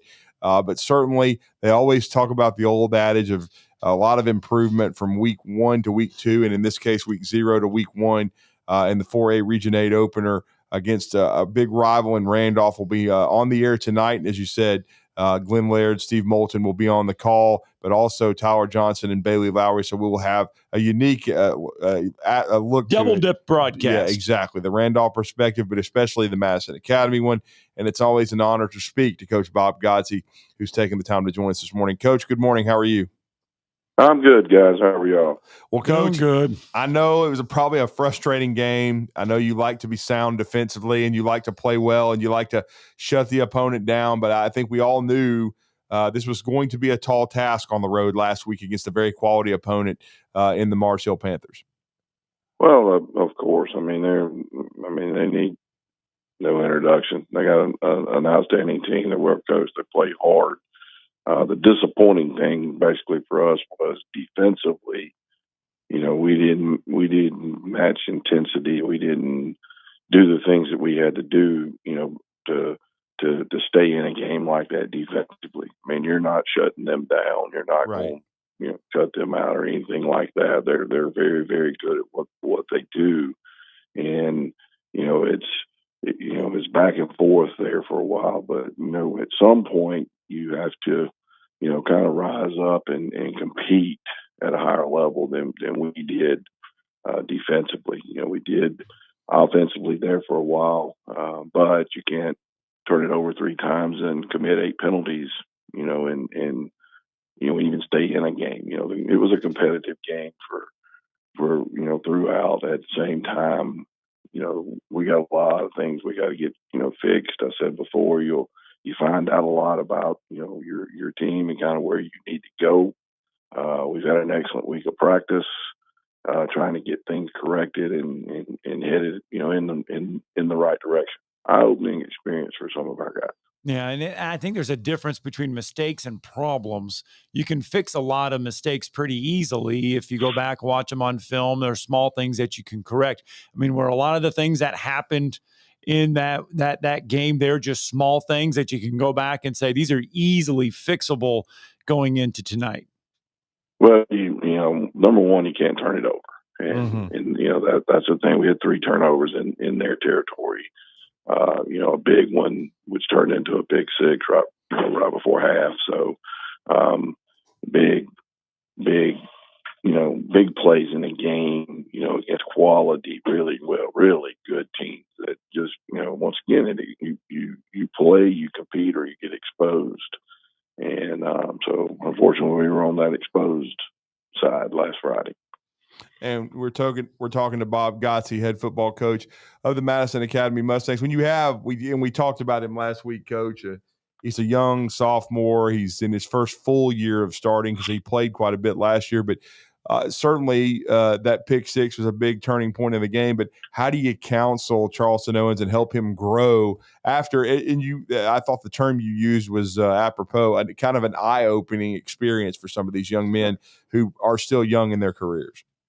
Well, that was one play. You know, probably past that one play, he played his best game as a quarterback. And as we've talked about all week, you know, the guy was absolutely on fire. Made a ton of plays. You know, he made that was one play. So for as a sophomore to do what he did in that game, you know, it's really, really encouraging. He played quarterback for the first time, you know, in that game, as opposed to, you know, a little guy out there running around with his hair on fire.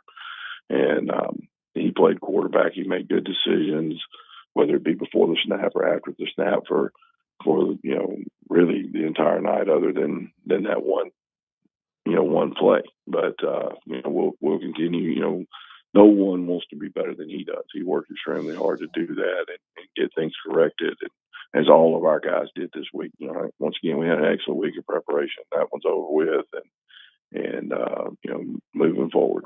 You mentioned the physicality. You mentioned the intensity. How did you think both lines of scrimmage held up on Friday? Offensively, we did pretty well. You know, we're just, you know, you want to continue to improve. We actually moved the ball and blocked them, you know, better than maybe we thought going in. And I think, you know, what we had planned worked well. Defensively on the other side, we did play well at all at linebacker.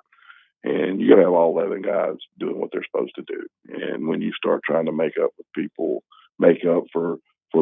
or, you know, start trying to do other people's jobs and things of that nature, you get on your heels, and it kind of, you know, the roller coaster effect then, or the, you know, snowball effect, you know, it kind of multiplies. So we got to get better starting at nose, and then, you know, we got to have much better linebacker play, and, you know, just across the board. And we will. Once again, we still got a young football team. We played 7 sophomores, and you're going to go through, you know, pains like that, and, you know, especially against an older, mature team. And you know, in a lot of instances, you know, it was men among boys, and those young guys are going to grow up one day and be really good football players. And so, Coach, in practice, I know you talked about you were proud of the way your team responded. When you and your staff watched the film and then sat down with your defense, was the emphasis this week on fundamentals and physicality? 100% both. You know, we just went back to work, doing what we do. You know, our plan was good. We had people in position a lot of times to make plays. And once again, it goes back to sometimes you got sophomores trying to tackle, you know, seniors, which they get them on the ground, but instead of, you know, for no gain or 2 yards, it's for 4 or 5. And so we worked hard on being physical. We worked hard on you know, making sure that we were doing what we're supposed to do, which our guys have bought into from day one on that. And what they do, that makes it hard. You know, they play a physical brand of football that makes it very, very difficult on you for 4 quarters. I mean, it takes a special person to go to war. And then you flip that around; those same guys are playing defense and we were able to do the same thing to them offensively. Unfortunately, we couldn't cash in a lot of times, whether it be for penalties or turnovers. Well, let's look ahead to tonight. Randolph, second game of the season for you. Biggest jump usually comes from game 1 to game 2. So obviously you hope that happens. But talk about the road task tonight against Randolph. Well, it's a big rival game. It's always fun. Very competitive. Student bodies are both excited about it. So what a great way to rebound. What a great way to come back. They experienced a lot of the same things we just talked about as they played a good West Morgan team. So they experienced a lot of the same things that we did as they were on the road at West Morgan. So I guess a lot of tonight will kind of depend on who rebounded the quickest, the best, and that type thing. I know our guys are very excited, and we had a really good week of practice. At the same time, it's about going out there tonight and competing and taking the things that we accomplished in practice and putting it on the field on Friday night. And again, it's a challenge too, Coach, because it's a completely different style. We talked about the wing tee and how good Daryl Higgins and his kids are at perfecting that offense. Now you go play against David Lloyd's kids, and they're wide open. They like to throw the football around, and in many cases, if it's 4th and 5 or less, you have to be ready for 4 downs on defense each possession. Right. They didn't do as much of that, Drew, this past game as they've have in the past. Now, Yes, sir. I don't mean they won't do it tonight, but 100%, it's one extreme to the other, and in terms of the type of football.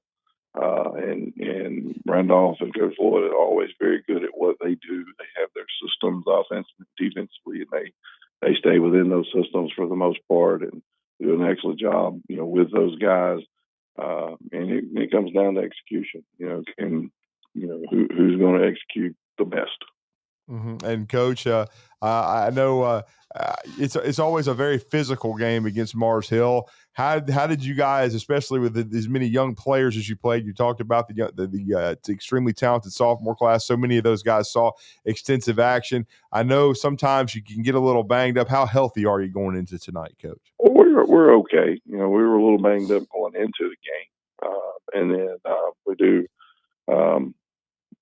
We had a sophomore outside linebacker, get a little nicked up during this game. But overall, we're probably more healthier this week than we were last week going into the Mars Hill game. Mm-hmm. And then finally, it's always big to go 1-0 in your region, and of course, you're setting yourself up to try to make a playoff run. What are 2 or 3 of the things that you and your staff have kind of thought, and your message to your team that you want to see tonight against a very good program in Randolph on the road? Well, our message rarely changes in terms of that. We want to take care of ourselves. We want to make sure that we execute, at a high level, that we compete at a high level, and that we love on each other at a high level, and to be a little bit tough. And I think this week, those things are, I think that's what it's all about. I think, we must execute offensively, defensively, kicking game, the things that we have practiced since, March, and the things that these guys have done since they've entered our program. I think it's about going out and executing those things. And I think it's about playing and competing, at the highest level for 4 quarters. I think it's about loving on each other and taking care of each other, growing together, as a team, which with that you rely on your senior leadership and things of that nature, which once again has been excellent this week. And then you just got to be a little tough, because things aren't always going to go like you want them to go. And how you handle those adversities, how you handle being on the road again, how you handle, bad plays and things of that nature, really, really identifies who you are, how you handle that adversity. Well, we look forward to the football game tonight. It'll be on our streaming network. As we said, we have been the proud home of the Madison Academy Mustangs throughout Bob Godsey's tenure. Yep. And, of course, we will have the call tonight. Steve Moulton, Glenn Laird on the call. Coach, we appreciate it. Good luck tonight trying to get into that win column and start off 4A Region 8 1-0. But we always appreciate the visits and the time, and good luck to you, sir. Thank you very much. Then you can also make sure to download that 97.7 ESPN The Zone app because we have that double dip for you. Randolph perspective, Bailey Lowry, Tyler Johnson, they'll have it for you from the Randolph sidelines.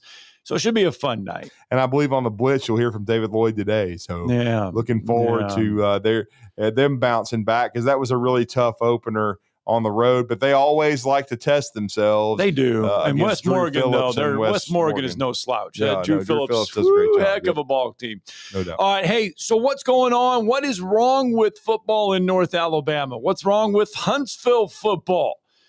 AL.com's Thomas Ashworth asked the question, and he put out his article yesterday. We'll break it all down next.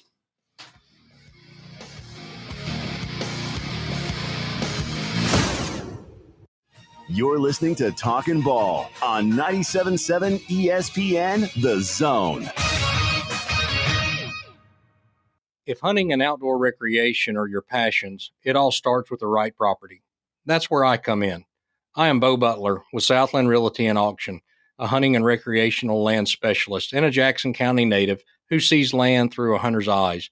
Just as you trust your guide on a big game hunt, you can trust me to find the perfect property for you. Thinking of selling? Let me help you make your land attract buyers. Remember, Bo knows land. Call me at 256-609-0512. At Mr. Sparky, we're America's on-time electrician. Flickering lights and hot switches can be annoying, but they can also signal a major problem, or worse, an electrical emergency.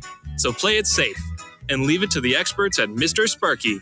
Trust our team of professional, clean, and friendly electricians. We'll get it done right and get it done safely. You don't have to put up with any malarkey. Call 888-8-SPARKY. Independently owned and operated, licensed in the respective state or county. You've got to experience Toyotathon at Bill Penny Toyota. They've got the selection with over 700 new Toyotas to choose from. And they've got the extras with Bill Penny perks and a 10-year unlimited warranty. So get on over to Bill Penny Toyota today and experience Toyotathon. Bill Penny Toyota in Huntsville and online at BillPennyToyota.com. Bill Penny's Toyota 10-year unlimited warranty is valid through the 10th year of ownership. Valid on new vehicles only. See dealer for details. This is Steve Moulton for Tellini's Italiano. Tellini's Italiano is located right in front of the Walmart, right off of University, behind the McDonald's. More or less catty corner from Topgolf. It's one of my favorite places to go to, and if you go there, you know what I'm talking about. If you haven't, you need to try the baked spaghetti, add a meatball. Also try the baked ziti with meat sauce, add sausage. You'll thank me. Save room for some pizzas and paninis as well. And don't forget about dessert as well. The best cheesecake I have had here in North Alabama is at Tellini's Italiano. Find out for yourself today. That's Tellini's Italiano, right off of University Drive in front of the Walmart. Located online at Tellinis.com. That's TELLINIS.com. Let's get some Tellini's tonight. Talkin' Ball with Scott Tyson and Drew DeArmond. Weekday mornings beginning at 7 a.m. Only on 97.7 ESPN The Zone.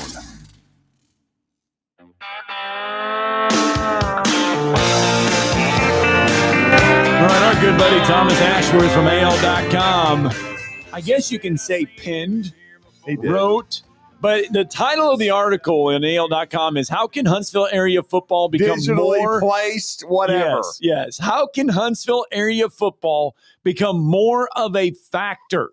We asked coaches in the South. That was from Thomas Ashworth from AL.com. So told Thomas yesterday, I'm like, boy, son, you need to give us a copy of this article so we can talk about it. And so we did.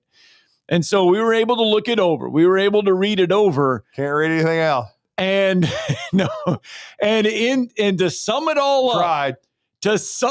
up, The coaches from South Alabama that took part in this. So Thomas Ashworth went down there to their media days and asked all the coaches basically that question. What can they do in Huntsville area? What can they do in the North to get football back on track? Because as Thomas pointed out in the article, the last state championship from the surrounding counties of Jackson, Limestone, Marshall, and Morgan, and Madison County comes back from 2014 when Madison Academy won the title. That's the last championship for this area. Eric And Kohu, 3 in a row, 13, 12, 13, 14. And in one word, all sums this all up in one word: commitment. And don't forget the Mustangs had a couple other state championship appearances, including a couple years ago from Bob Godsey. But last year. And was it 2 years ago? Oh, 2 years ago. That's right. Because remember, we drove down to Tuscaloosa in the middle of the night again. There we go. Something about us in the middle of the night. And they played the Mobile Christian Cowboys. Yes. I'm kidding. They were pretty good that year. Mobile Christian was very, very good. And so was Madison Academy. But no, it's commitment. It takes financial commitment. The youth football here needs to be better. Only 2 youth football fields, and it's just because they have great youth soccer programs here. We have good youth basketball here. We have good youth volleyball. You just go down the list. Baseball, everything they compete very well in, but there's just not a ton of emphasis on football.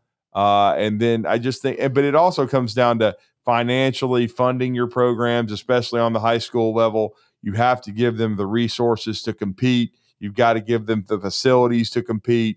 It's a very expensive sport. When you have 130 to 160 kids, I'm talking about from 9th grade through to 12th grade, that's a lot of young men to have to manage. So you need to have a fully staffed program. You need to have fully staffed programs on the middle school level. I will say this. I think you need this to have full-time staffs on the middle school and high school level, especially to develop these young men. I think the city of Huntsville facilities, as far as the schools go, Huntsville, Grissom, Lee, May Jemison, I think those facilities are okay. I don't think they're great, but I think they're okay. They have improved Milton Frank Stadium, and we love, Wicks Family Field. Those are great places. Those are great venues. But as far as, but they don't have home field advantages in the Huntsville City as far as on campus. Right, but the practice stuff, is it okay? I mean, you look at the practice facilities for the city schools; they're okay, right? But they're not exceptional. Well, here's the way I'll equate it. Everybody has, what's the mantra of Alabama basketball fans? New arena, new arena, new arena. Because Coleman Coliseum is 50 years old. We could lose Nate Oates because of an arena.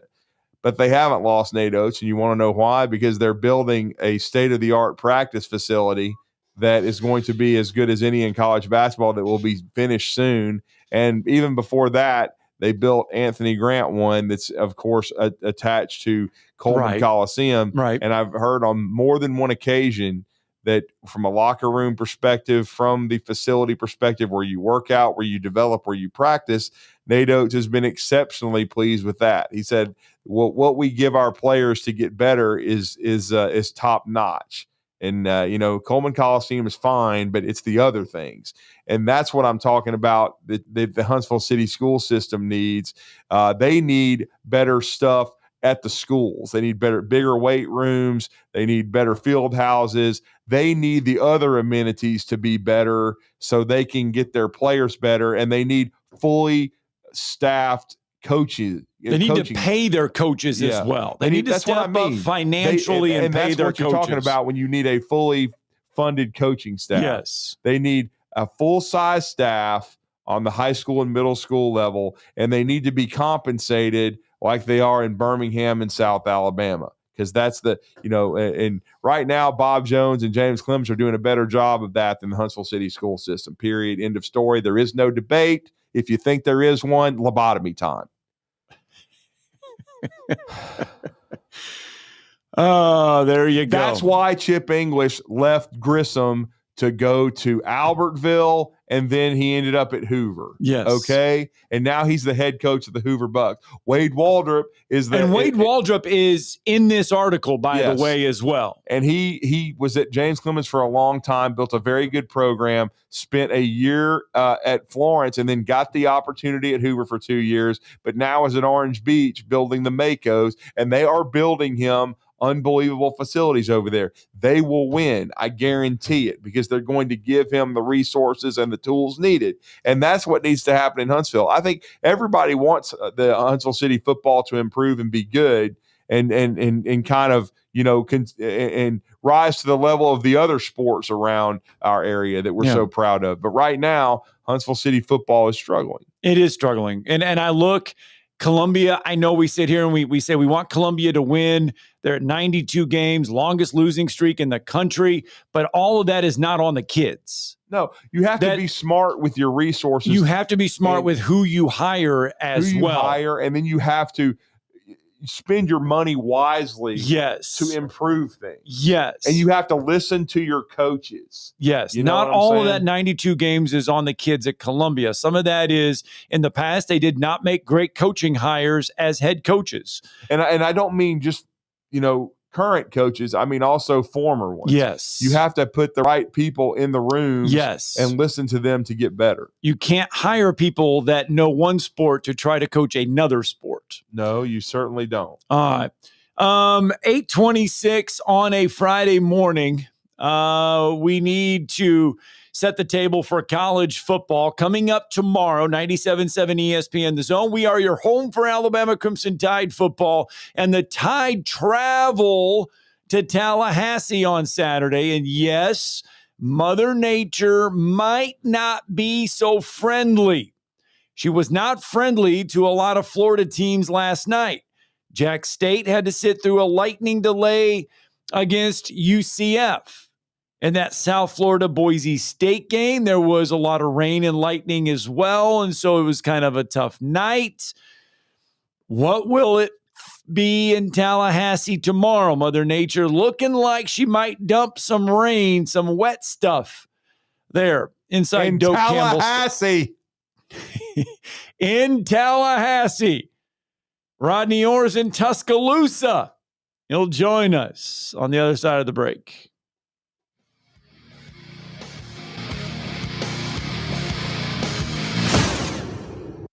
You're listening to Talkin' Ball on 97.7 ESPN The Zone.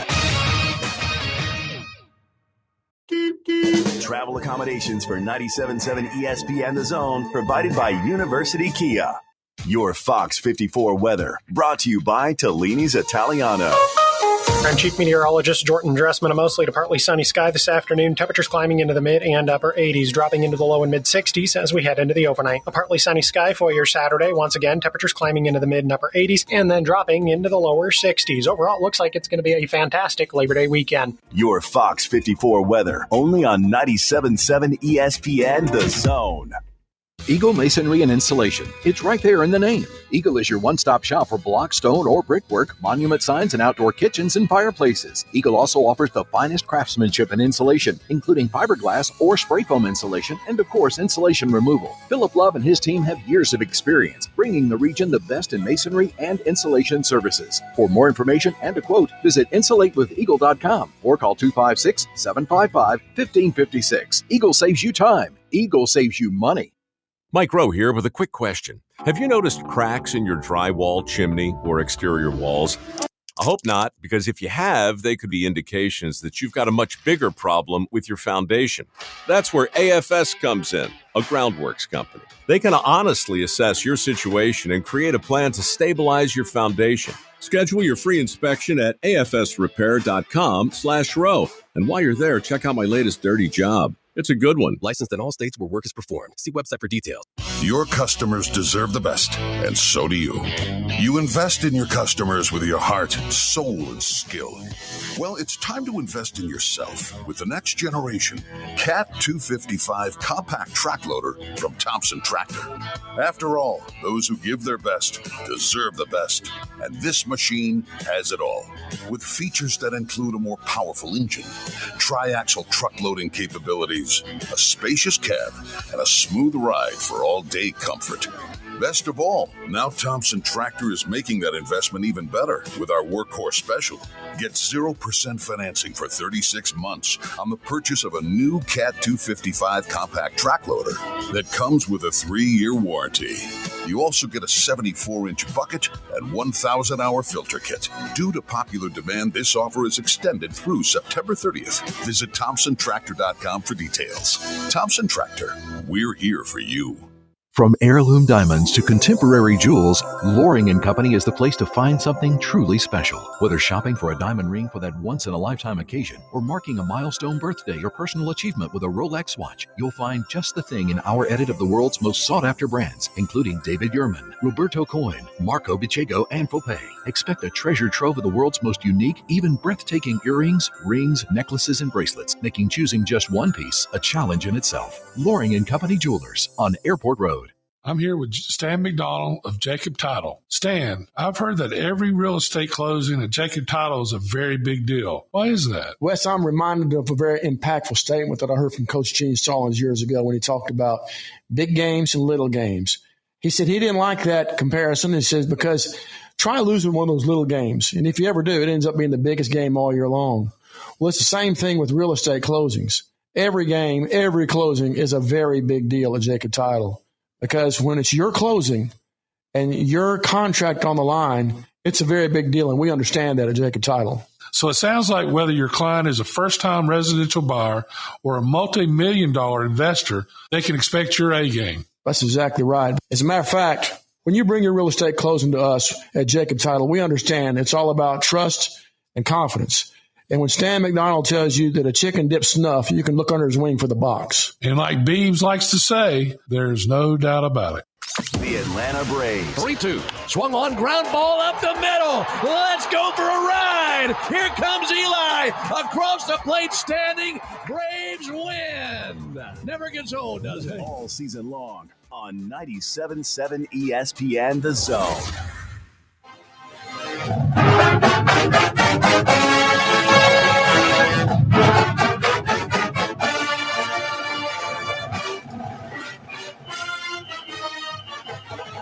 Well, those sounds will be echoed through Doak Campbell Stadium tomorrow. Doak Campbell Stadium. On the newly renovated Doak Campbell Stadium. On the campus of Florida State, which is located in Tallahassee.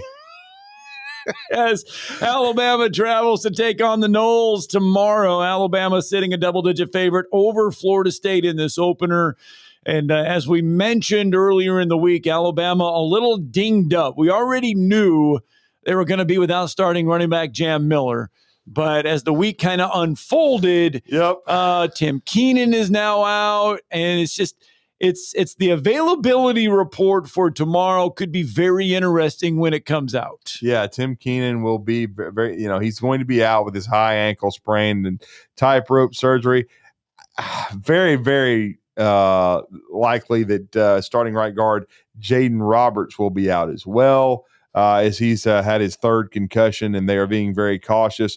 But we are going to preview this game with one of my favorite people, best in the business since 1996. Had a chance to hear him speak yesterday and introduce him at the Bright Star, Scott, in Bessemer, Alabama. Had some outstanding food as well. I know you love food. Had some snapper almondine. That was very good. You've had that a couple times. Yeah, with fried eggplant, there's some unbelievable turnip greens, and my dessert, my candied yams that taste like some pumpkin pie there. But it was great stuff, great conversation, and we're going to talk about this Alabama-Florida State game with the one and only Rodney Orr. Rodney, good morning. Good morning, guys. How are you? We're finally here, Rodney. We're about a little more than 24 hours away from the Crimson Tide taking to what could be a wet track in Tallahassee, Florida. As Scott mentioned, the injury report, the availability report is going to be interesting, but could very likely will be without three starters for the Crimson Tide. Yeah, obviously you mentioned those guys. I mean, I think, Jaden Roberts, that's, as you said, it's very unlikely he plays. So Geno Vandermark has to step in. And I think, that's the value of having a guy like Geno that come in to be able to play a swing position, whether it's right guard, left guard, center, so really valuable. And, I think, Tim Keenan's obviously a really big loss on the interior of the defensive line. Gus is going to attack that. I mean, he likes to run between the tackles and quite a bit. And I think, Alabama, certainly with Keenan, one of the best defensive tackles in the country, but now he's out. And what's behind him is really inexperienced. I mean, they've got a redshirt freshman who will likely start, Jeremiah Beeman, and everybody behind him has just about the same experience level as he does, which is not much, if any. So, it's going to be a challenge there. And, of course, you mentioned Jam Miller, and it's going to be interesting to see. I guess, Drew and Scott, that Richard Young may get the first carry, but we'll see. I think Daniel Hill's, been really impressive the last week to 10 days, and I know they've got a lot of high hopes for him. You got Dre Washington, the transfer from Louisiana, and, of course, Kevin Riley and A.K. Deere. I don't know that either one of those two necessarily figure in this game. We'll see. But, it's going to be some challenges to replace those guys. It will be a challenge. And Rodney, Ty Simpson making his first start, and, man, you would love to have Jam Miller in that backfield.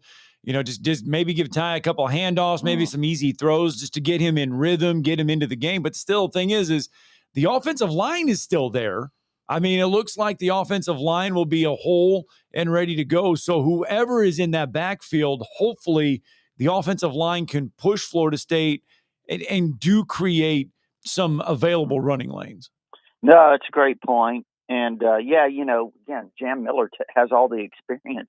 Those other guys are very inexperienced. I mean, I know that Dre Washington has probably more carries than the rest of them for sure. The fact that he played at Louisiana and, had some production there. But the offensive line, they're probably potentially the best center in the country, Parker Brailsford. And, of course, we know Caden Proctor has all the potential in the world at left tackle. And I really am going to be interested in watching Cam Dewberry at left guard, the transfer from Texas A&M. It's been a lot of buzz about how he's come in and kind of solidified there. We'll see. And Wilkin Formby, he's got a ton of potential. We know that. We know he struggled with some pass rush things last year, the speed off the edge. It's going to be interesting to see, how much progress he's made. But, Wilkin has all the potential. It's just we'll see kind of how much progress he's made at right tackle. And then, Rodney, I think it's interesting. I was thinking about this factor because of the weather forecast. But let's not forget, Kalen DeBoer spent 2 years in Seattle, Washington. And what does it do in Seattle? It rains a lot. So I think he and his coaching staff, a lot of these guys have been with him for a long time. They've been able to prepare their teams to play in the rain. Now, and we even saw Ty Simpson have to deal with some rain against South Florida a couple years ago in the one game that he played, snaps that mattered, significant ones anyway. But I have some confidence that the coaching staff, and we heard Kellen DeBoer this week also talk about they've been preparing for it, with a wet football and such. But interesting weather dynamic, but one that I think Kellen DeBoer has dealt with if you kind of look into the past. Yeah, I mean, it is what it is. And let's hope, I hope, even just as an observer, that you always want to see good weather conditions, because I think that obviously allows both teams to kind of play to their potential, and you'd sure like to see that. But you're going to run into these games occasionally, and we'll see how it turns out weather-wise. But, you've got to be prepared for it. And I think, when I look at this, Drew and Scott, and I look at this game, regardless of the conditions, the one thing that really stands out to me is Florida State. Not only they have two new coordinators, offense, defense, but they have 50 new players on their roster. Yes. And you look at them offensively, they're potentially going to start 4 transfer offensive linemen, 2 transfer wide receivers, a transfer quarterback. That's a lot of new pieces to mesh together real quickly. So I think a lot of those guys are very talented, but again, the chemistry the unity there, the cohesiveness up front with those guys. We were talking to Andre Smith, the former Alabama great, Yes. of course, who's on our podcast every week that we recently started, Inside the Trenches. And Andre was talking about the difficulty of when guys aren't familiar with each other. The cohesiveness just is lacking until you've had some opportunities to play some games and kind of develop that, relationship with the guys next to you. So I really wonder, how effective they're going to be up front offensively, in spite of the fact that Alabama lost the heart and soul of its defense, Tim Keenan. And that's a great segue, though, right there. Yeah. Who do you expect or foresee? And you've been able to take in the media viewing periods. You're on the ground in Tuscaloosa. You get a lot of intel. How will that change things? What should we expect to see on Saturday afternoon from the defensive line and maybe the rotation?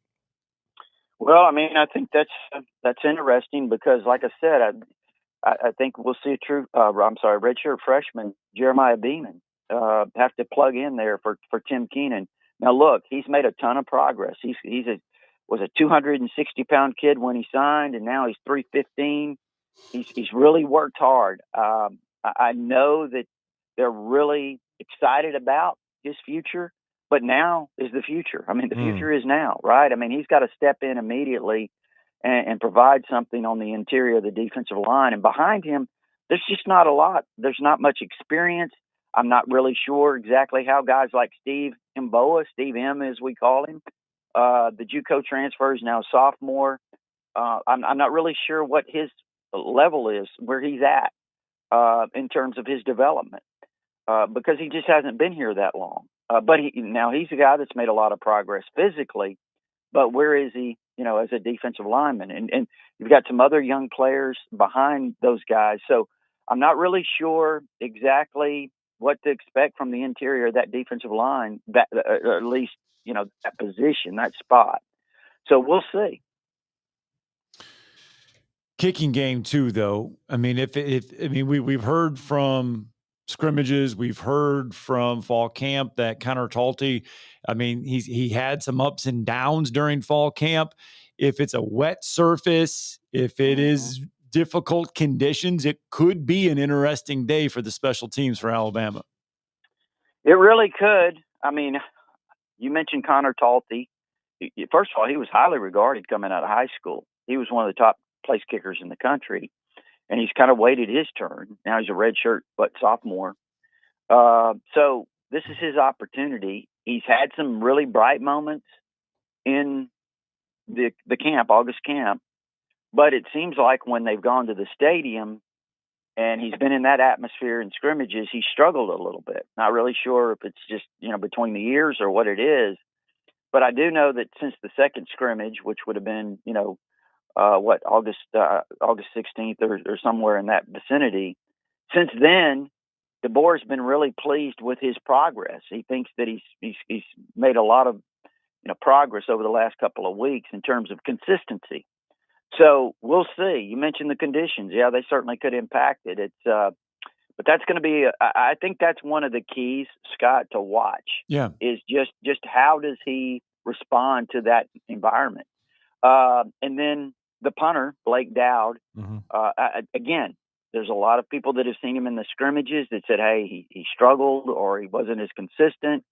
But, DeBoer continues to say that in the practices, he's been very good. His averages are very similar to what James Burns were last year, which was outstanding. So, I guess only time will tell. I mean, that's the game, as Drew said, is here. So we're going to find out a lot about this team tomorrow. And then finally, Rodney, and this is Rodney Orr, founder and owner of TiderInsider.com. What are you most looking forward to see out of this Crimson Tide team? And have these injuries that, of course, you do TITV each Tuesday with Gary Harrison. Now you are doing the Inside the Trenches podcast each week with Wallace Gilberry, former Alabama All-American, and Andre Smith, two guys that were All-SEC, All-American football players on each line of scrimmage. But has it changed your outlook at all, some of these injuries that we've seen happen this week? Drew and Scott, to be honest with you, it shouldn't change your outlook. I mean, you've recruited well. Mm-hmm. You're expected to develop the players, and I understand that there's sometimes when guys need more time to develop, and you're put in a tough situation. But we saw it with Nick Saban year in and year out. It's next man up, and I think that's the mentality you have to have. I don't think that they can go in making excuses or using that as a reason. I think they have to go in with the expectation, hey, we got confidence in our guys. We've developed them, and, we expect them to play at a high level. And I think that's the kind of confidence that they have to kind of build in these players. That's the mindset that they have to build in these players. So, again, I think there's a lot of things we're going to see, not just in this game, Drew and Scott. I think this is a really interesting season because I understand that last year was a transition year, a lot of difficulties. It's hard to get through a transition year without hitting a lot of potholes. But the thing I'm really looking for in this season is, do you play with consistency? And I'm talking about you don't beat Georgia and then lose to Vanderbilt. You don't play your best game of the year against LSU and then go lay an egg at OU, right? So I think that's the one thing that I'm going to be looking for is, can they handle the week-to-week grind this season? Well, it's going to be great stuff. We look forward to the game 2:30 tomorrow on ABC in Tallahassee, Florida. The Alabama Crimson Tide, with all their storied history, first time ever playing on campus at Florida State. And I know Tider Insider will have full coverage, blowout coverage of year 2, the opener for Kalen DeBoer. Rodney, we really appreciate the time as always, and let everybody know how to connect with you. Right. It's TiderInsider.com. It's only $48 a year. Get instant access with your credit card. If you prefer, there is an address there to send a check. Gives you all our premium information, but also our All Sports Forum. I'm telling you, been great discussion there. We've got a tremendous community, a lot of knowledgeable people, a lot of well-placed people that share information, share opinions and insights there on TiderInsider.com. And today, later, just real quickly, we'll have our 5 things to watch heading into this game. Well, we look forward to that, good Rodney. Stuff, Rodney. Thank you, sir, and have a great weekend of college football. Hey, Drew, Scott, you guys take care. Appreciate it. All right. Rodney Orr, kind enough to join us, Tider Insider. Let's get that final break in. Jimmy Lay from AL.com will fill us in on some headlines to watch for on high school football coming up next.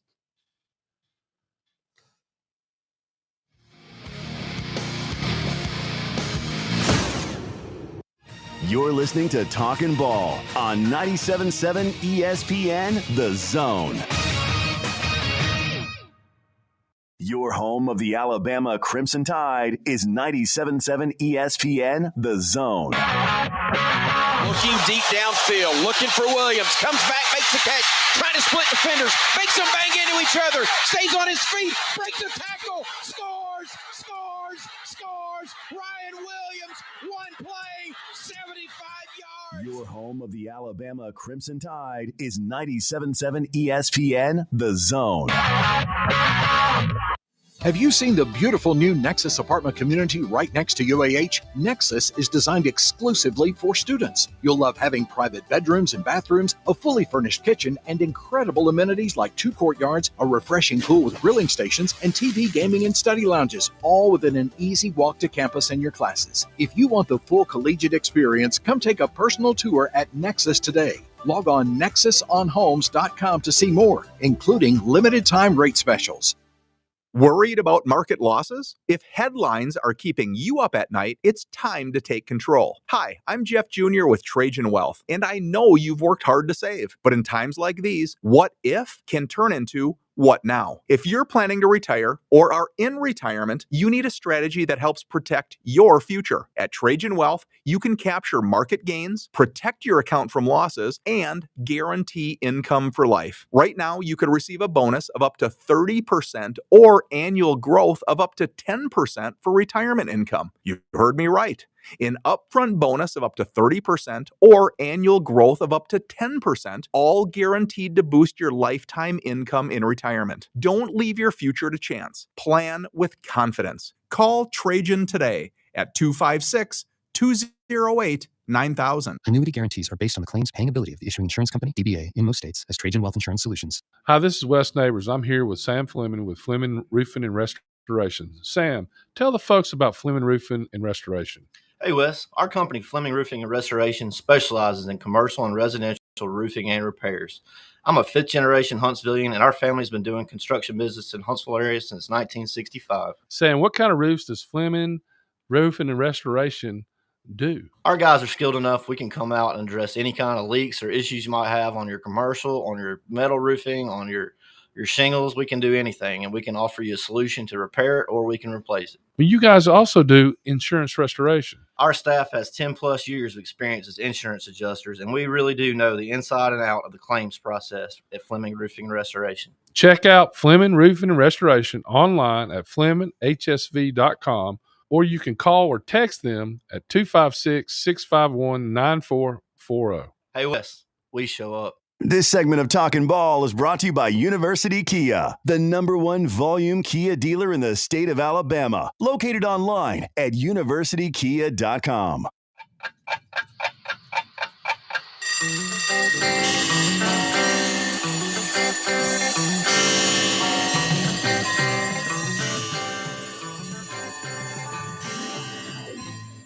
It's time for tomorrow's headlines today with Scott Tyson and Drew DeArmond on 97.7 ESPN The Zone. Football. Yes, another night of high school football comes your way at AL.com. Another busy night for them. Thomas Ashworth jet setting, and our good friend Jimmy Lay from AL.com will be jet setting as well. He was at JP2 in Madison County last night. Tonight, he's got a little Westminster Christian Academy in Plainview, kind enough to join us on the phones real fast. Jimmy, good morning. It's good morning, Jimmy, and it's going to be a great night for Westminster soccer as well. Yeah, that's right. They're going to recognize the three-time state champion team before the game and give them their rings, and just excited for those ladies. They got a great team coming back next year. We'll have a great team. They haven't named a new coach yet, but that'll be coming soon.